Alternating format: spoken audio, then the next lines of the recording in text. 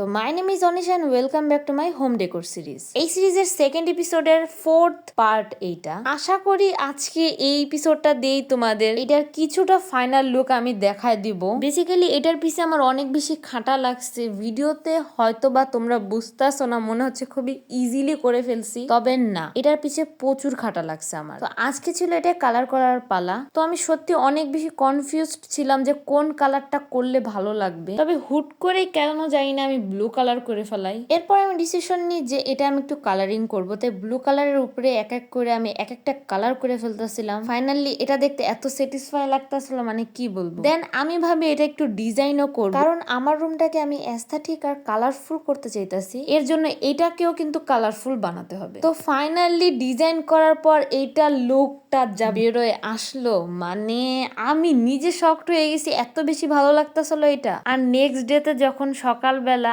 আমি রোদ্রের মধ্যে এটার ফুটেজ নিতেছিলাম, এত বেশি ভালো লাগতেছিল বলার বাহিরে। তবে উপরে আর নিচে স্ক্রুপ লাগানোর সময় যে ছিদ্রটা হয়েছিল ওটা দেখতে ভালো লাগতেছিল। তো আমি ভাবলাম এখানে আমি স্কেচ করে কিছু একটা করি, আর কিছু একটা আর্ট করলে হয়তো বা ভালো লাগবে। তাই এখানে আমি ইউজ করতেছি 3B পেন্সিল, যেটা সাহায্যে আমি পুরো স্কেচটা করি, দেন কালার করি। দুইটা শঙ্খ টাইপ অফ কিছু করতে চাই আমি, দেন এটা অনেক বেশি সুন্দর হয়। এখন হচ্ছে এটাকে ওর জায়গায় নিয়ে সাজানোর পালা। তো এটা নেক্সট পার্টে তোমাদের সাথে আমি পুরাটা সাজানোর ভিডিও শেয়ার করব।